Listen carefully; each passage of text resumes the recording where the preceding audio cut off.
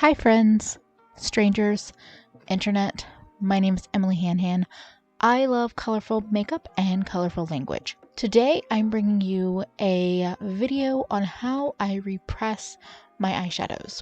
So we're going to be walking through both shimmer formulas and matte formulas. I have two JD Glow Galaxy eyeshadows, and then I have a matte from Alamar Cosmetics. So this first color up is Prismatic. The tools that you will see me using are a little depotting spatula. I also recommend having some paper, either parchment paper or just clean paper that you can tear up into these small rectangles. I like having a palette, like makeup palette or sanitized credit card. You will need your empty pans. The larger JD Glow pans, you can get about two 26mm pans out of each shadow. Not necessarily guaranteed, some compress more than others, but that's on average. As you see, the papers come very much in handy for putting your shadow into the container. For this amount of shimmer, I have poured all of the shimmer shadow into the pan using the paper, making it into a little taco shape. I'm scraping some of the last bits directly in. If you have a formula that flies around a bit more and isn't quite as almost slightly wet feeling, then this technique might not be as helpful in terms of scraping every last bit in it. But with these wetter formula shimmers, I use the spatula to compress them into the pan and make it a bit more manageable.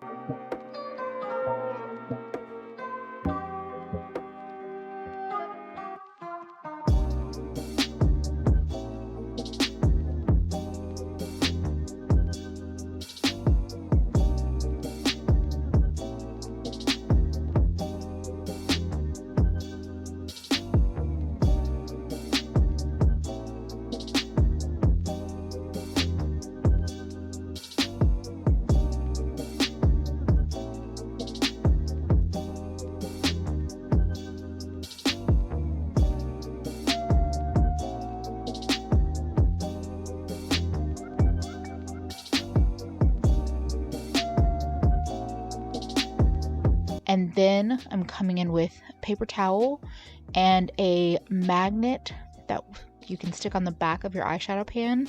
You want the magnet to be the same size as the pan because they're made to just kind of fit right in. And you're pressing down.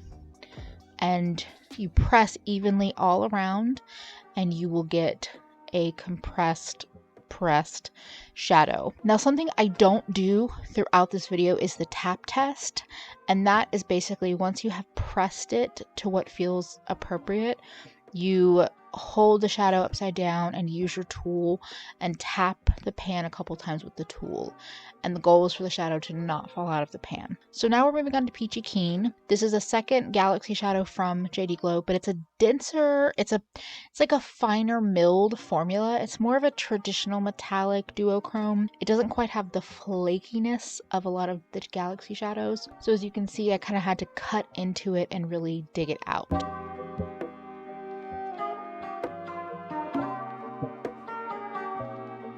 And now we're grabbing the sanitized makeup palette that I have, and we are chopping it up. Now, a shimmer shadow will not kind of chop up quite as fine as a matte. That's okay. You kind of just want to take it as far as you can take it. With this more finely milled shimmer, it kind of breaks down pretty far. Something like Prismatic, which I was doing previously, is going to stay a little chunky. Again, you use that taco shape. You shake your camera a lot because that's been an issue lately. And for this shadow, because it was more product that came up in the pan, I'm doing it in 2 layers. I have 99% alcohol. You can use, I would say, anywhere from 70 to 99. And I am just taking a few little droplets, I'm using the slightly curved side of the spatula, and dropping it around the top of the shadow.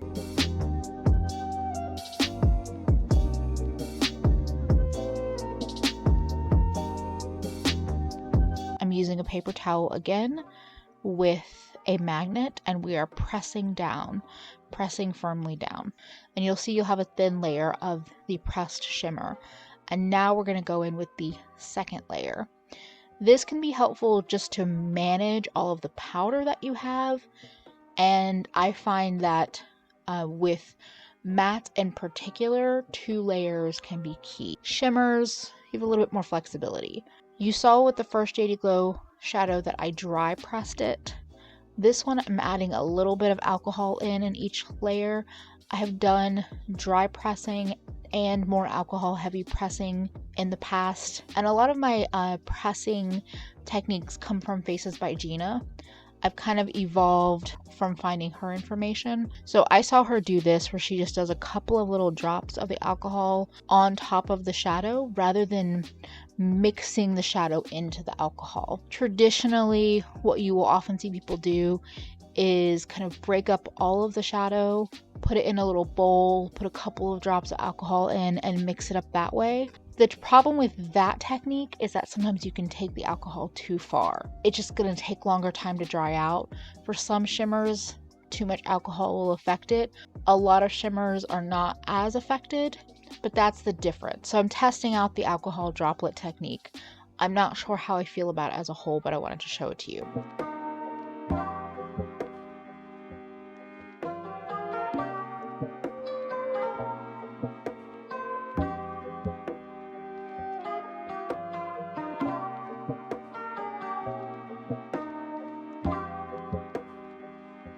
And now we're getting into matte shadows. Matte shadows, I feel like, are where a lot of people really struggle with repressing. For most formulas that I've played around with, if you add alcohol to the formula and try to repress, like all of the pigmentation will go away.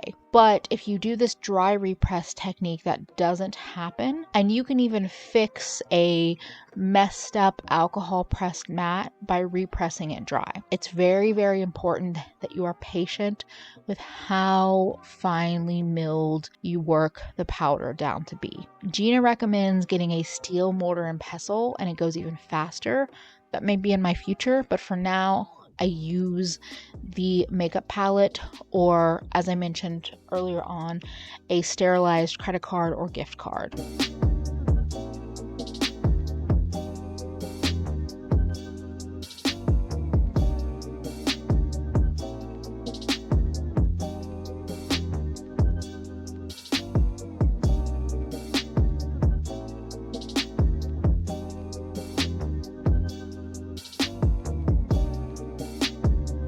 So as you can see, it's a lot of powder. So we're doing 2 layers. The nice thing about kind of seeing the paper, I feel like it's easy to kind of guesstimate how much powder you had versus how much like is now in the pan and on the paper.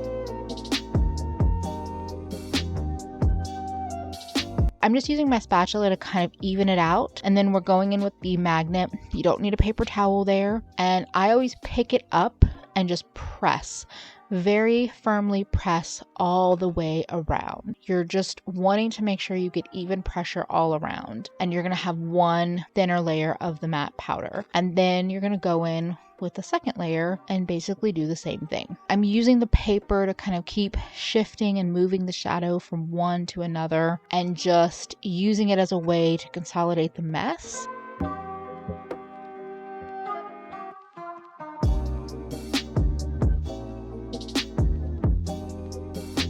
And you can see with a lot of even pressure, I checked it, it seemed like it wasn't quite firm enough, so I am going back through and pressing again.